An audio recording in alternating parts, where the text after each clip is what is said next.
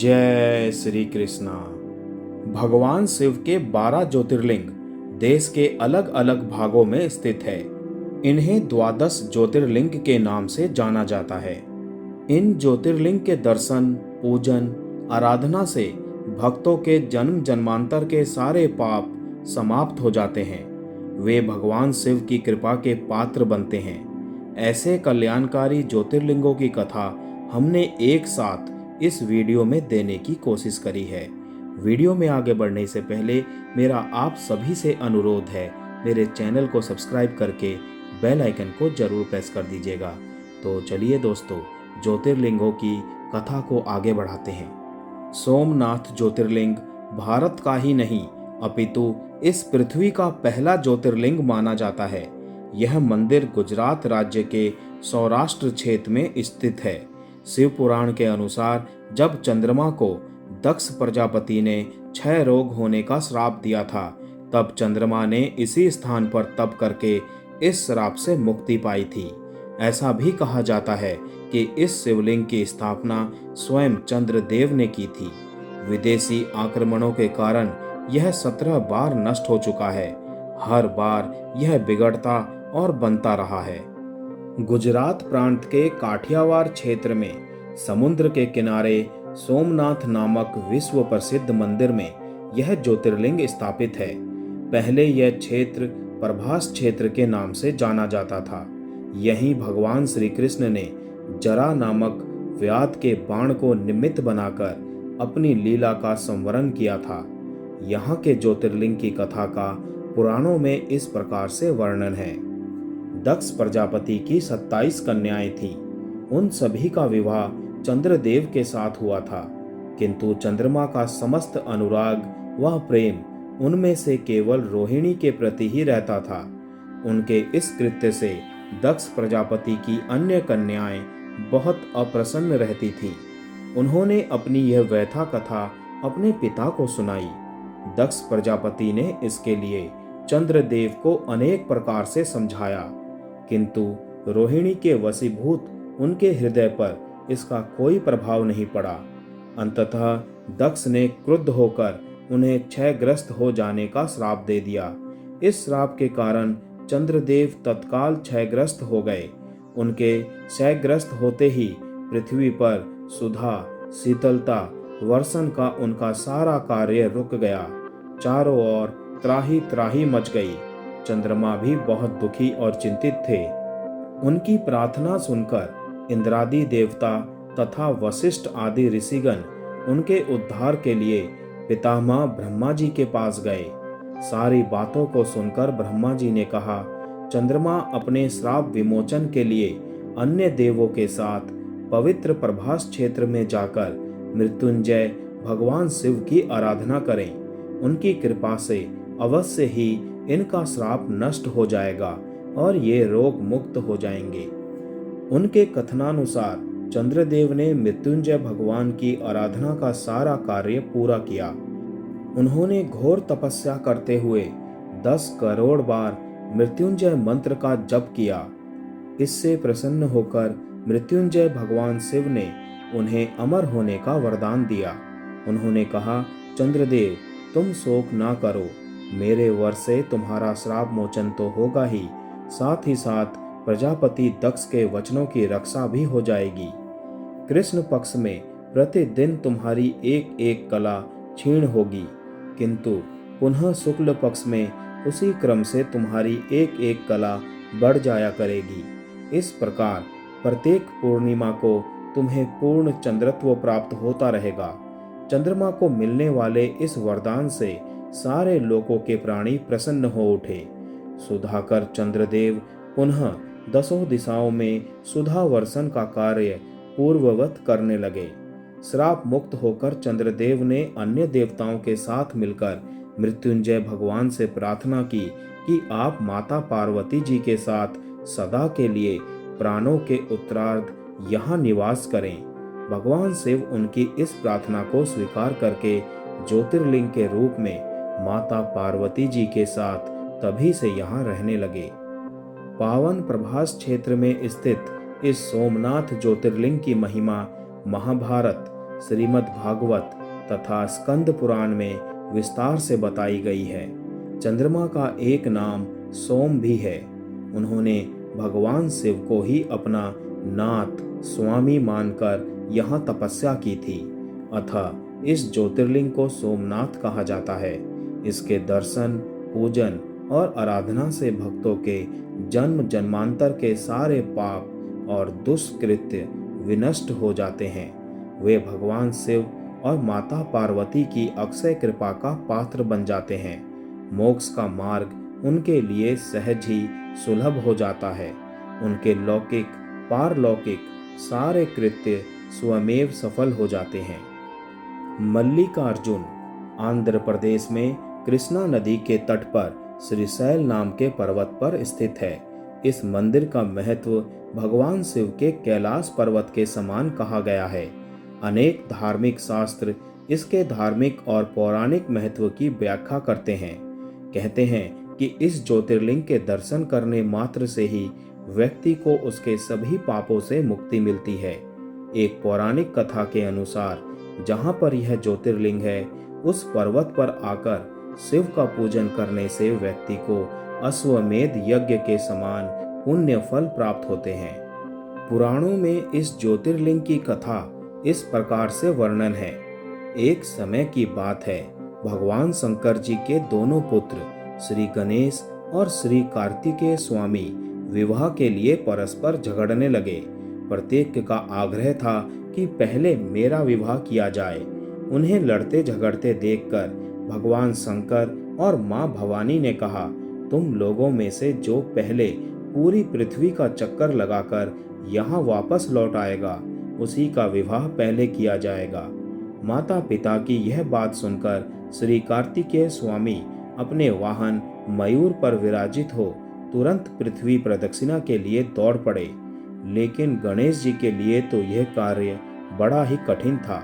एक तो उनकी काया स्थूल थी, दूसरे उनका वाहन भी मूषक यानी चूहा था। भला वे दौड़ में स्वामी कार्तिकेय की बराबरी किस प्रकार कर पाते। लेकिन उनकी काया जितनी स्थूल थी, बुद्धि उसी अनुपात में सूक्ष्म और तीक्ष्ण थी। उन्होंने अविलंब पृथ्वी की परिक्रमा का एक सुगम उपाय खोज निकाला। सामने बैठे माता पिता का पूजन करने के पश्चात उनकी 7 प्रदक्षिणाएं करके उन्होंने पृथ्वी प्रदक्षिणा का कार्य पूरा कर लिया।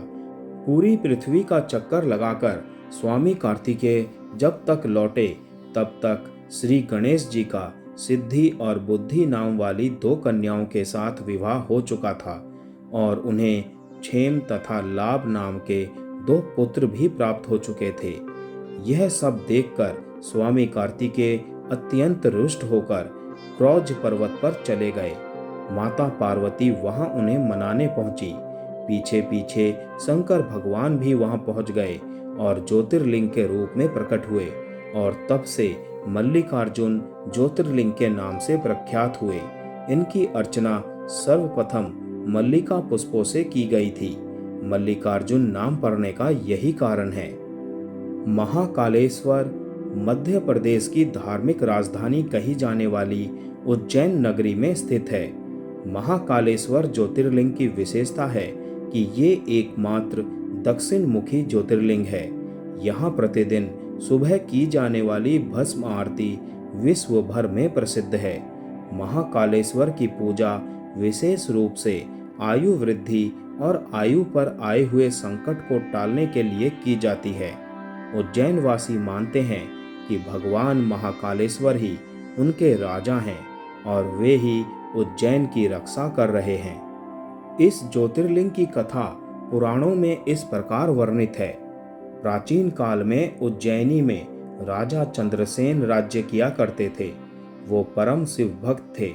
एक दिन श्रीकर नामक एक 5 वर्ष का गोप बालक अपनी माँ के साथ उधर से गुजर रहा था। राजा का शिव पूजन देखकर उसे बहुत विस्मय और कौतूहल हुआ। वो स्वयं उसी प्रकार की सामग्रियों से शिव पूजन करने के लिए लालायित हो उठा। सामग्री का साधन न जुट पाने पर लौटते समय उसने रास्ते से एक पत्थर का टुकड़ा उठा लिया। घर आकर उसी पत्थर को शिव रूप में स्थापित कर पुष्प, चंदन आदि से परम श्रद्धा पूर्वक उसकी पूजा करने लगा। माता भोजन करने के लिए बुलाने आई, किंतु वो पूजा छोड़कर उठने के लिए किसी भी प्रकार तैयार नहीं हुआ। अंत में माता ने झल्लाकर पत्थर का वो टुकड़ा उठाकर दूर फेंक दिया। इससे बहुत ही दुखी होकर वो बालक जोर जोर से भगवान शिव को पुकारता हुआ रोने लगा। रोते रोते अंत में बेहोश होकर वहीं गिर पड़ा। बालक की अपने प्रति यह भक्ति और प्रेम देखकर भोलेनाथ भगवान शिव अत्यंत प्रसन्न हो गए। बालक ने जैसे ही होश में आकर अपने नेत्र खोले तो उसने देखा कि उसके सामने एक बहुत ही भव्य और अति विशाल स्वर्ण और रत्नों से बना हुआ मंदिर खड़ा है। उस मंदिर के अंदर एक बहुत ही प्रकाशपूर्ण, भास्वर, तेजस्वी ज्योतिर्लिंग खड़ा है। बच्चा प्रसन्नता और आनंद से विभोर होकर भगवान शिव की स्तुति करने लगा। माता को जब यह समाचार मिला तब दौड़कर उसने अपने प्यारे लाल को गले से लगा लिया।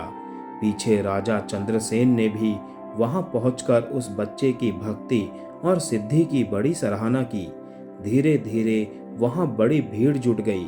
इतने में उस स्थान पर हनुमान जी प्रकट हो गए। उन्होंने कहा, मनुष्य, भगवान शंकर शीघ्र फल देने वाले देवताओं में सर्वप्रथम हैं। इस बालक की भक्ति से प्रसन्न होकर उन्होंने इसे ऐसा फल प्रदान किया है जो बड़े बड़े ऋषि मुनि करोड़ों जन्मों की तपस्या से भी प्राप्त नहीं कर पाते। इस गोप बालक की 8वीं पीढ़ी में धर्मात्मा नंद गोप का जन्म होगा। द्वापर युग में भगवान विष्णु कृष्णावतार लेकर उनके वहां तरह तरह की लीलाएं करेंगे। हनुमान जी इतना कहकर अंतर्धान हो गए। उस स्थान पर नियम से भगवान शिव की आराधना करते हुए अंत में श्रीकर गोप और राजा चंद्रसेन शिव धाम को चले गए। इस ज्योतिर्लिंग के विषय में एक दूसरी कथा इस प्रकार कही जाती है। किसी समय अवंतिकापुरी में वेद पाठी तपोनिष्ठ एक अत्यंत तेजस्वी ब्राह्मण रहते थे।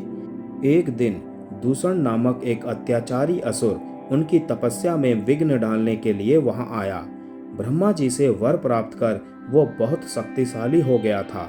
उसके अत्याचार से चारों ओर त्राही त्राही मची हुई थी। ब्राह्मण को कष्ट में पड़ा देख प्राणी मात्र का कल्याण करने वाले भगवान शंकर वहां प्रकट हो गए।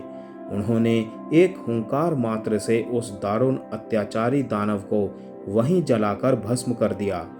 भगवान वहां हुंकार सहित प्रकट हुए, इसीलिए उनका नाम महाकाल पड़ गया।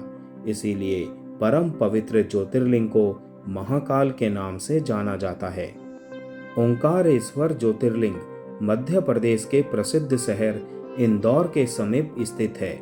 जिस स्थान पर यह ज्योतिर्लिंग स्थित है उस स्थान पर नर्मदा नदी बहती है और पहाड़ी के चारों ओर नदी बहने से यहाँ ओम का आकार बनता है। ओम शब्द की उत्पत्ति ब्रह्मा के मुख से हुई है। इसीलिए किसी भी धार्मिक शास्त्र या वेदों का पाठ ओम के साथ ही किया जाता है। यह ज्योतिर्लिंग ओंकार अर्थात ओम का आकार लिए हुए है। इस कारण इसे ओंकारेश्वर नाम से जाना जाता है। इस ज्योतिर्लिंग मंदिर के भीतर 2 कोठरियों से होकर जाना पड़ता है। भीतर अंधेरा रहने के कारण यहाँ निरंतर प्रकाश जलता रहता है। ओंकारेश्वर लिंग मनुष्य निर्मित नहीं है, स्वयं प्रकृति ने इसका निर्माण किया है। इसके चारों ओर हमेशा जल भरा रहता है। संपूर्ण मानधाता पर्वत ही भगवान शिव का रूप माना जाता है। इसी कारण इसे शिवपुरी भी कहते हैं। लोग भक्ति पूर्वक इसकी परिक्रमा करते हैं। भगवान शिव तो भक्तों पर अकारण ही कृपा करने वाले हैं। फिर जो लोग यहाँ आकर उनके दर्शन करते हैं उनके सौभाग्य के विषय में कहना ही क्या है। उनके लिए तो सभी प्रकार के उत्तम पुण्य मार्ग सदा सदा के लिए खुल जाते हैं। केदारनाथ ज्योतिर्लिंग उत्तराखंड में स्थित है। बाबा केदारनाथ का मंदिर बद्रीनाथ के मार्ग में स्थित है। केदारनाथ समुद्र तल से 3584 मीटर की ऊंचाई पर स्थित है। केदारनाथ का वर्णन स्कंद पुराण एवं शिव पुराण में भी मिलता है। यह तीर्थ भगवान शिव को अत्यंत प्रिय है। जिस प्रकार कैलाश का महत्व है, उसी प्रकार का महत्व शिव जी ने केदार क्षेत्र को भी दिया है। इस अति पवित्र पुण्य फलदायी ज्योतिर्लिंग की स्थापना के विषय में पुराणों में यह कथा वर्णित है। अनंत रत्नों के जनक, अतिशय पवित्र तपस्वियों, ऋषियों, सिद्धों, देवताओं की निवास भूमि पर्वतराज हिमालय के केदार नामक अत्यंत शोभाशाली श्रृंग पर महातपस्वी श्री नर और नारायण ने बहुत वर्षों तक भगवान शिव को प्रसन्न करने के लिए बड़ी कठिन तपस्या की। कई हजार वर्षों तक वे निराहार रहकर एक पैर पर खड़े होकर शिव नाम का जाप करते रहे। इस तपस्या से सारे लोकों में उनकी चर्चा होने लगी। देवता, ऋषि मुनि, यक्ष, गंधर्व सभी उनकी साधना और संयम की प्रशंसा करने लगे। चराचर के पितामह ब्रह्मा जी और सबका पालन पोषण करने वाले भगवान विष्णु भी महातपस्वी नर नारायण के तप की भूरी भूरी प्रशंसा करने लगे। अंत में भगवान शंकर भी उनकी इस कठिन साधना से प्रसन्न हो उठे। उन्होंने प्रत्यक्ष प्रकट होकर उन दोनों ऋषियों को दर्शन दिए। नर और नारायण ने भगवान भोलेनाथ के दर्शन से भाव विहल और आनंद विभोर होकर बहुत प्रकार की पवित्र स्तुतियों और मंत्रों से उनकी पूजा अर्चना की। भगवान शिव ने अत्यंत प्रसन्न होकर उनसे वर मांगने को कहा। भगवान शिव की यह बात सुनकर दोनों ऋषियों ने उनसे कहा, देवाधिदेव महादेव, यदि आप हम पर प्रसन्न हैं तो भक्तों के कल्याण हेतु आप सदा सर्वदा के लिए अपने स्वरूप को यहाँ स्थापित करने की कृपा करें। आपके यहाँ निवास करने से यह स्थान सभी प्रकार से अत्यंत पवित्र हो उठेगा। यहाँ आपका दर्शन पूजन करने वाले मनुष्यों को आपकी अविनाशिनी भक्ति प्राप्त हुआ करेगी। प्रभु, आप मनुष्यों के कल्याण और उनके उद्धार के लिए अपने स्वरूप को यहाँ स्थापित करने की हमारी प्रार्थना अवश्य ही स्वीकार करें। उनकी प्रार्थना सुनकर भगवान शिव ने ज्योतिर्लिंग के रूप में वहां वास करना स्वीकार किया। केदार नामक हिमालय श्रृंग पर स्थित होने के कारण इस ज्योतिर्लिंग को श्री केदारेश्वर ज्योतिर्लिंग के रूप में जाना जाता है। भगवान शिव से वर मांगते हुए नर और नारायण ने इस ज्योतिर्लिंग और इस पवित्र स्थान के विषय में जो कुछ कहा है वो अक्षरक्ष सत्य है। इस ज्योतिर्लिंग के दर्शन पूजन तथा यहाँ स्नान करने से भक्तों को लौकिक फलों की प्राप्ति होने के साथ साथ अचल शिव भक्ति तथा मोक्ष की प्राप्ति भी हो जाती है। भीमा शंकर ज्योतिर्लिंग महाराष्ट्र के पुणे जिले में सह्याद्री नामक पर्वत पर स्थित है। भीमा शंकर ज्योतिर्लिंग को मोटेश्वर महादेव के नाम से भी जाना जाता है। इस मंदिर के विषय में मान्यता है कि जो भक्त श्रद्धा से इस मंदिर के प्रतिदिन सुबह सूर्य निकलने के बाद दर्शन करता है, उसके 7 जन्मों के पाप दूर हो जाते हैं तथा उसके लिए स्वर्ग के मार्ग खुल जाते हैं। इस ज्योतिर्लिंग की स्थापना के विषय में शिव पुराण में यह कथा वर्णित है। प्राचीन काल में भीम नामक एक महाप्रतापी राक्षस था। वो कामरूप प्रदेश में अपनी माँ के साथ रहता था। वो महाबली राक्षस राज रावण के छोटे भाई कुंभकर्ण का पुत्र था, लेकिन उसने अपने पिता को कभी देखा नहीं था। उसके होश संभालने से पूर्व ही भगवान राम के द्वारा कुंभकर्ण का वध कर दिया गया था। जब वो युवावस्था को प्राप्त हुआ तब उसकी माता ने उससे सारी बातें बताई। भगवान विष्णु के अवतार श्री रामचंद्र जी द्वारा अपने पिता के वध की बात सुनकर वो महाबली राक्षस अत्यंत संतप्त और क्रुद्ध हो उठा। अब वो निरंतर भगवान श्री हरि के वध का उपाय सोचने लगा। उसने अपने अभिष्ट की प्राप्ति के लिए 1000 वर्ष तक कठिन तपस्या की। उसकी तपस्या से प्रसन्न होकर ब्रह्मा जी ने उसे लोक विजयी होने का वर दे दिया। अब तो वो राक्षस ब्रह्मा जी के उस वर के प्रभाव से सारे प्राणियों को पीड़ित करने लगा। उसने देवलोक पर आक्रमण करके इंद्र आदि सारे देवताओं को वहां से बाहर निकाल दिया। पूरे देवलोक पर अब भीम का अधिकार हो गया। इसके बाद उसने भगवान श्री हरि को भी युद्ध में परास्त किया। श्री हरि को पराजित करने के पश्चात उसने कामरूप के परम शिव भक्त राजा सुदक्षिण पर आक्रमण करके उन्हें मंत्रियों और अनुचरों सहित बंदी बना लिया। इस प्रकार धीरे धीरे उसने सारे लोकों पर अपना अधिकार जमा लिया। उसके अत्याचार से वेदों, पुराणों, शास्त्रों और स्मृतियों का सर्वत्र एकदम लोप हो गया। वो किसी को कोई भी धार्मिक कृत्य नहीं करने देता था। इस प्रकार यज्ञ, दान, तप, स्वाध्याय आदि के सारे काम एकदम रुक गए।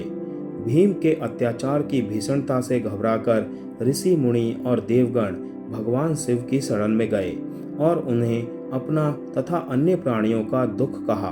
उनकी यह प्रार्थना सुनकर भगवान शिव ने कहा, मैं शीघ्र ही उस अत्याचारी राक्षस का संहार करूंगा। उसने मेरे प्रिय भक्त कामरूप नरेश सुदक्षिण को भी सेवकों सहित बंदी बना लिया है।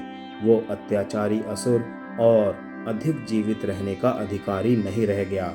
भगवान शिव से यह आश्वासन पाकर ऋषि मुनि और देवगण अपने अपने स्थान को वापस लौट गए। इधर राक्षस भीम के बंदीगृह में पड़े हुए राजा सदक्षिण ने भगवान शिव का ध्यान किया। वे अपने सामने पार्थिव शिवलिंग रखकर अर्चना कर रहे थे। उन्हें ऐसा करते देख क्रोध में आकर राक्षस भीम ने अपनी तलवार से उस पार्थिव शिवलिंग पर प्रहार किया, किंतु उसकी तलवार का स्पर्श उस लिंग से हो भी नहीं पाया कि उसके भीतर से साक्षात शंकर जी वहां प्रकट हो गए। उन्होंने अपनी हुंकार मात्र से उस राक्षस को वहीं जलाकर भस्म कर दिया। भगवान शिव जी का यह अद्भुत कृत्य देखकर सारे ऋषि मुनि और देवगण वहां एक होकर उनकी स्तुति करने लगे। उन लोगों ने भगवान शिव से प्रार्थना की कि महादेव, आप लोक कल्याण के लिए अब सदा के लिए यही निवास करें। यह क्षेत्र शास्त्रों में अपवित्र बताया गया है। आपके निवास से यह परम पवित्र पुण्य क्षेत्र बन जाएगा। भगवान शिव ने सबकी यह प्रार्थना स्वीकार कर ली। वहां वो ज्योतिर्लिंग के रूप में सदा के लिए निवास करने लगे। उनका यह ज्योतिर्लिंग भीमेश्वर के नाम से विख्यात हुआ। शिव पुराण में यह कथा पूरे विस्तार से दी गई है। इस ज्योतिर्लिंग की महिमा अमोघ है। इसके दर्शन का फल कभी व्यर्थ नहीं जाता। भक्तों की सभी मनोकामनाएं यहाँ आकर पूर्ण हो जाती हैं। काशी विश्वनाथ ज्योतिर्लिंग उत्तर प्रदेश के काशी नामक स्थान पर स्थित है। काशी सभी धर्म स्थलों में सबसे अधिक महत्व रखती है। इसीलिए सभी धर्म स्थलों में काशी का अत्यधिक महत्व कहा गया है। इस स्थान की मान्यता है कि प्रलय आने पर भी यह स्थान बना रहेगा। इसकी रक्षा के लिए भगवान शिव इस स्थान को अपने त्रिशूल पर धारण कर लेंगे और प्रलय के टल जाने पर काशी को उसके स्थान पर पुनः रख देंगे। इस परम पवित्र नगरी के उत्तर की तरफ ओंकार खंड, दक्षिण में केदार खंड और बीच में विश्वेश्वर खंड है। प्रसिद्ध विश्वनाथ ज्योतिर्लिंग इसी खंड में स्थित है। पुराणों में इस ज्योतिर्लिंग के संबंध में यह कथा दी गई है। भगवान शंकर पार्वती जी से विवाह करके कैलाश पर्वत पर रह रहे थे, लेकिन वहां पिता के घर में ही विवाहित जीवन बिताना पार्वती जी को अच्छा न लगता था। एक दिन उन्होंने भगवान शिव से कहा, आप मुझे अपने घर ले चलिए, यहाँ रहना मुझे अच्छा नहीं लगता। सारी लड़कियां शादी के बाद अपने पति के घर जाती हैं, मुझे पिता के घर में ही रहना पड़ रहा है। भगवान शिव ने उनकी यह बात स्वीकार कर ली। माता पार्वती जी को साथ लेकर अपनी पवित्र नगरी काशी में आ गए। यहाँ आकर वे विश्वनाथ ज्योतिर्लिंग के रूप में स्थापित हो गए। इस ज्योतिर्लिंग के दर्शन पूजन द्वारा मनुष्य समस्त पापों और तापों से छुटकारा पा जाता है। प्रतिदिन नियम से श्री विश्वनाथ के दर्शन करने वाले भक्तों के योगक्षेम का समस्त भार भगवान शंकर अपने ऊपर ले लेते हैं। ऐसा भक्त उनके परम धाम का अधिकारी बन जाता है। भगवान शिव जी की कृपा उस पर सदैव बनी रहती है। त्र्यंबकेश्वर, यह ज्योतिर्लिंग गोदावरी नदी के करीब महाराष्ट्र राज्य के नासिक जिले में स्थित है। इस ज्योतिर्लिंग के सबसे अधिक निकट ब्रह्मागिरी नाम का पर्वत है। इसी पर्वत से गोदावरी नदी शुरू होती है। भगवान शिव का एक नाम त्रंबकेश्वर भी है।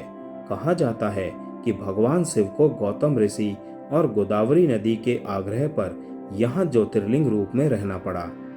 श्री वैद्यनाथ शिवलिंग का समस्त ज्योतिर्लिंगों की गणना में 9वां स्थान बताया गया है। भगवान श्री वैद्यनाथ ज्योतिर्लिंग का मंदिर जिस स्थान पर अवस्थित है उसे वैद्यनाथ धाम कहा जाता है। यह स्थान झारखंड प्रांत पूर्व में बिहार प्रांत के संथाल परगना के दुमका नामक जनपद में पड़ता है। इस शिवलिंग की स्थापना के विषय में यह कथा कही जाती है। एक बार राक्षस राज रावण ने हिमालय पर जाकर भगवान शिव का दर्शन प्राप्त करने के लिए बड़ी घोर तपस्या की। उसने एक एक करके अपने सिर काटकर शिवलिंग पर चढ़ाना शुरू किया। इस प्रकार उसने अपने 9 सिर वहां काटकर चढ़ा दिए। जब वो अपना 10वां और अंतिम सिर काटकर चढ़ाने के लिए उद्यत हुआ तब भगवान शिव अति प्रसन्न और संतुष्ट होकर उसके समक्ष प्रकट हो गए। शीश काटने को उद्यत रावण का हाथ पकड़कर उन्होंने उसे ऐसा करने से रोक दिया। उसके 9 सिर भी पहले की तरह जोड़ दिए और अत्यंत प्रसन्न होकर उससे वर मांगने को कहा। रावण ने वर के रूप में भगवान शिव से उस शिवलिंग को अपनी राजधानी लंका में ले जाने की अनुमति मांगी। भगवान शिव ने उसे यह वरदान तो दे दिया, लेकिन एक शर्त भी उसके साथ लगा दी। उन्होंने कहा, तुम शिवलिंग ले जा सकते हो, किंतु यदि रास्ते में इसे कहीं रख दोगे तो ये वहीं अचल हो जाएगा, फिर तुम इसे उठा ना सकोगे। रावण इस बात को स्वीकार कर उस शिवलिंग को उठाकर लंका के लिए चल पड़ा। चलते चलते एक जगह मार्ग में उसे लघु शंका करने की आवश्यकता महसूस हुई। वो उस शिवलिंग को एक अहीर के हाथ में थमाकर लघु शंका की निवृत्ति के लिए चल पड़ा।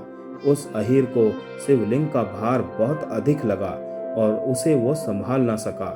विवश होकर उसने शिवलिंग को वहीं भूमि पर रख दिया।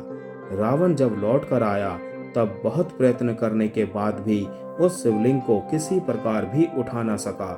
अंत में थक कर उस पवित्र शिवलिंग पर अपने अंगूठे का निशान बनाकर उसे वहीं छोड़कर लंका की ओर लौट गया। तत्पश्चात भगवान ब्रह्मा, विष्णु आदि देवताओं ने वहां आकर उस शिवलिंग का पूजन किया। इस प्रकार वहां उसकी प्रतिष्ठा करके वे लोग अपने अपने धाम को लौट गए। यही ज्योतिर्लिंग श्री वैद्यनाथ के नाम से जाना जाता है। पुराणों में बताया गया है कि जो मनुष्य इस ज्योतिर्लिंग का दर्शन करता है उसे अपने समस्त पापों से छुटकारा मिल जाता है। उस पर भगवान शिव की कृपा सदा बनी रहती है। दैहिक, दैविक, भौतिक कष्ट उसके पास भूल कर भी नहीं आते। भगवान शंकर की कृपा से वो सारी बाधाओं, समस्त रोगों शोकों से छुटकारा पा जाता है। उसे परम शांतिदायक शिव धाम की प्राप्ति होती है। नागेश्वर ज्योतिर्लिंग गुजरात के बाहरी क्षेत्र में द्वारिका स्थान में स्थित है। धर्मशास्त्रों में भगवान शिव नागों के देवता हैं और नागेश्वर का पूर्ण अर्थ नागों का ईश्वर है। भगवान शिव का एक अन्य नाम नागेश्वर भी है। द्वारकापुरी से भी नागेश्वर ज्योतिर्लिंग की दूरी 17 मील की है।